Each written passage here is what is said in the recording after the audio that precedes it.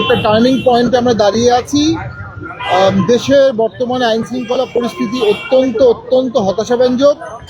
আমরা যতগুলো ভোট দেখেছি, প্রায় 12টি ভোট এর মধ্যে হয়েছে বাংলাদেশে, 9টি ভোটে জাতীয় পার্টি অংশগ্রহণ করেছে। কোনো ভোটের 2 মাস আগে এত খারাপ আইন শৃঙ্খলা পরিস্থিতি ছিল বলে আমার মনে হয় না। ভোটের আগে একটি রাজনৈতিক সমঝোতা করতে হয়, ভোটের আগে ডিএসকেলেশন অফ টেনশন করতে হয়, ভোটের আগে নর্মালাইজেশন প্রসেস করতে হয়, ভোটের আগে প্যাসিফিকেশন করতে হয়। আমরা দেখেছি সেখানে উত্তেজনার পারদ বাড়ছে এবং সে পারদটি কমানোর জন্য সরকার, নির্বাচন কমিশন বা অন্যান্য স্টেক হোল্ডার যথাযথ ভূমিকা নিচ্ছে না। আমরা গভীরভাবে নিন্দা জানাচ্ছি। ওসমান হাদির মতো একজন উদীয়মান নেতাকে নির্মমভাবে গুলি করা হয়েছে। আবার সেই ঘটনার ফলশ্রুতিতে একজন সাংবাদিককে নেহারি খাওয়ার ছবি দেওয়ার জন্য আনিস আলমগীরকে অ্যারেস্ট করা হয়েছে। আমরা মনে করি এর মাধ্যমে মত প্রকাশের স্বাধীনতা স্থগিত হয়ে আসছে। আবার একজন সাবেক তথ্য উপদেষ্টা, উনি বলেছেন লাশের বদলে লাশ পড়বে। উনি এর আগে বলেছিলেন যে প্রশাসন যখন সাজিয়েছিলেন তখন সেখানে জামাত ইসলামী এবং বিএনপি তাদের ইচ্ছামতো লোক দিয়ে প্রশাসন সাজিয়েছে। আমরা আশঙ্কা করছি একটি পাতানো নির্বাচন হতে পারে। আমরা আশঙ্কা করছি একটা ইঞ্জিনিয়ারিং ইলেকশন হতে পারে। আমরা আশঙ্কা করছি একটা রাতের ভোট অথবা দিনের ভোট অথবা ভোটের পরে ভোট অথবা মিডিয়া ভোট হতে পারে এবং কোনো আশঙ্কাকে উড়িয়ে দেওয়া যাচ্ছে না। এই প্রেক্ষাপটে জাতীয় পার্টি আজকে একটি কেন্দ্রীয় সভা ডেকেছিল, সকলের সাথে মতামত গ্রহণ করেছে।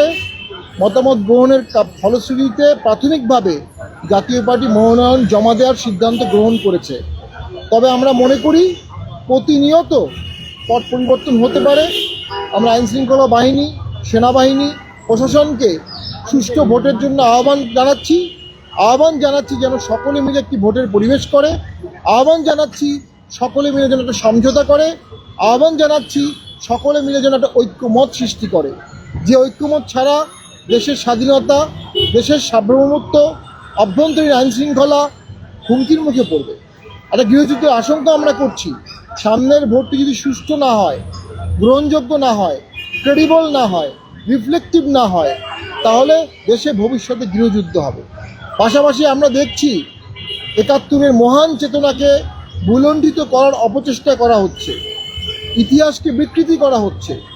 ২৪ তো ৭১-এর পরাজয় না, ২৪ ৭১-এর ধারাবাহিকতা। যারা ৭১-কে লালন করবে তারা ২৪-কে সম্মান করবে।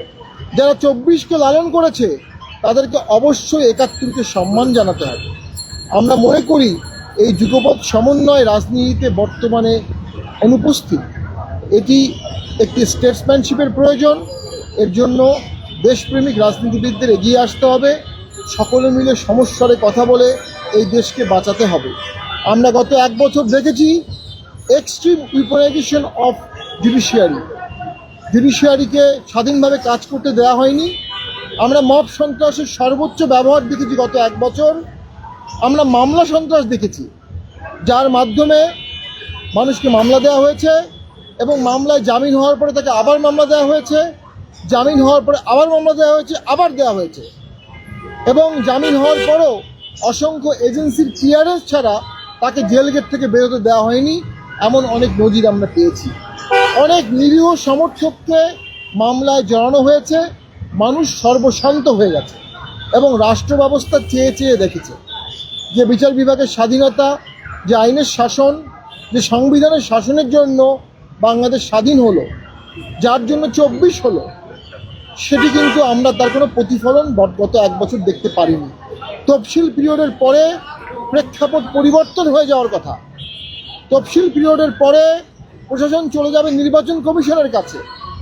যে ডিসি তফসিলের আগে ছিলেন সরকারের, তফসিল দেওয়ার পরে তিনি নির্বাচন কমিশনের কর্মকর্তা। অথচ আমরা দেখলাম তফসিল দেওয়ার পরে ওসমান হাদিরকে গুলি করা হয়েছে।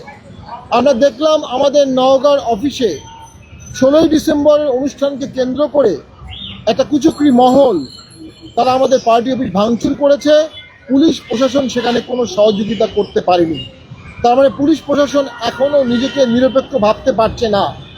পুলিশ প্রশাসন এখনও নিজেকে মবের মধ্যে ভাবতে পারছে না। পুলিশ প্রশাসন এখনও নিজেকে জঙ্গিদের উপরে ভাবতে পারছে না। তাই যদি হয়ে থাকে সুষ্ঠু নির্বাচনের সম্ভাবনা একটু একটু করে স্তীমিত হয়ে যাচ্ছে। আমরা গভীরভাবে পরিস্থিতি পর্যবেক্ষণ করব এবং আমরা পরিস্থিতি দেখে ভবিষ্যৎ সিদ্ধান্তগুলো নিব। আমাদের জাতীয় পার্টির বেশ কয়েকজন সদস্য জেলে আছে, ইতিমধ্যে আমাদের বরিশালের কয়েকজন কর্মী জেলে আছে, তারা জামিন পাচ্ছে না। আমাদের অত্যন্ত জনপ্রিয় এমপি গোলাম কিবরিয়া টিপু, উনি জেলে আছেন, ওনার অনেকবার জামিন হওয়ার পরও ওনাকে আবার জেল গেটে নতুন মামলা দেওয়া হচ্ছে। উনি নির্বাচন একটি মহল তাকে বারবার মিথ্যা মামলায় সংযুক্ত করছে। সাহেব উনি জেলে আছেন দীর্ঘদিন, কোনো সুনির্দিষ্ট অভিযোগ ছাড়া।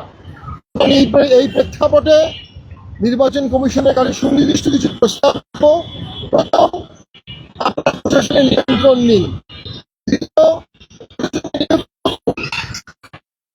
জাতীয় পার্টির যারা বিনা বিচারে অন্যায়ভাবে জেলে আছে এবং অন্যান্য দলের সকলের জামিনের ব্যবস্থা করুন।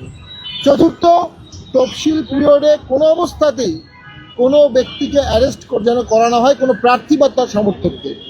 এ বিষয়ে সুনির্দিষ্ট কিছু আইনি ধারা আছে এবং যে মামলাগুলো মিথ্যা মামলা করা হয়েছে, একটি আইন পরিবর্তন করা হয়েছে, চার্জশিটের আগেই মামলা থেকে বাতিল করে দেওয়া যাবে, বাদ দেওয়া যাবে। নির্বাচন কমিশন সুনির্দিষ্ট নির্দেশনা দিয়ে দিক, যাদের বিরুদ্ধে সুনির্দিষ্ট অভিযোগ নেই, ভিত্তিহীন মামলা, তাদেরকে মামলা থেকে নাম অব্যাহতি দিয়ে দিক, যাতে তারা ফ্রিলি ইলেকশন করতে পারে। ইলেকশন একটি প্রাণবন্ততার বিষয়, ইলেকশন একটি উচ্ছলতার বিষয়, ইলেকশন একটি আবেগের বিষয়, ইলেকশন একটি অধিকারের বিষয়। একটি বড় দলকে বাদ দিয়ে নির্বাচন হওয়ার কারণে নির্বাচনটা প্রথম থেকেই প্রশ্নবিদ্ধ হচ্ছে এবং শঙ্কামুক্ত হচ্ছে না। এর সাথে সরকার এবং নির্বাচন কমিশন বাকি যে ফ্যাক্টরগুলো আছে, মামলা থেকে মানুষকে রেহাই দেয়া, প্রশাসনকে শক্তিশালী করা, এগুলো যদি করতে না পারে তাহলে একটি ভজঘট নির্বাচন হতে পারে, একটি দুর্বল ম্যান্ডেটের নির্বাচন হতে পারে এবং রাজনৈতিক সমাধান না হয়ে ভবিষ্যৎ নির্বাচন রাজনৈতিক সংকটের কারণ হতে পারে। আমরা জাতীয় পার্টির তরফ থেকে আহ্বান জানাবো, ভবিষ্যৎ নির্বাচন যেন রাজনৈতিক সংকটের দিকে দেশকে নিয়ে যায় না যায়, রাজনৈতিক সংকট সমাধানের দিকে নিয়ে যায়। জাতীয় পার্টি এই প্রেক্ষাপটে আজকে থেকে মনোনয়ন বিক্রি করবে এবং নেতাকর্মীদেরকে উৎসাহ করবে যেন পজিটিভলি তারা রাজনীতি করে। জাতীয় পার্টি একটা পজিটিভ রাজনীতি করেছে, 9 বার ভোট করেছে। জাতীয় পার্টি সরকারে ছিল, বিরোধী দলে ছিল, তৃতীয় দলে ছিল। 91 অত্যন্ত দুর্বল পরিস্থিতিতেও জাতীয় পার্টি ভোট করে 35টি আসনে জয়লাভ করেছিল। 96 সালে জাতীয় পার্টি প্রায় 17% ভোট পেয়েছিল। আমরা ভোটমুখী দল, আমাদের নেতাকর্মীরা ভোট করতে আগ্রহ, তবে আমাদের যদি নেতাকর্মীদের নিরাপত্তা সরকার এবং নির্বাচন কমিশন দিতে না পারে তাহলে আমরা আমাদের সিদ্ধান্ত পুনর্বিবেচনা করব। পাশাপাশি ইতিহাস কখনোই নির্বাচন কমিশন এবং সরকারকে পক্ষপাতিত্বের দায় থেকে অব্যাহতি দেবে না। এই নির্বাচনে নির্বাচন কমিশনের সদিচ্ছা, সচেষ্টা নির্ধারণ করবে ভবিষ্যতে নির্বাচন কমিশনারদের গলায় ফুলের মালা পড়বে নাকি জুতার মালা পড়বে। এটি নির্বাচন কমিশনকে সিদ্ধান্ত নিতে হবে। ধন্যবাদ সবাইকে। আপনাদের প্রশ্ন থাকলে করতে পারেন।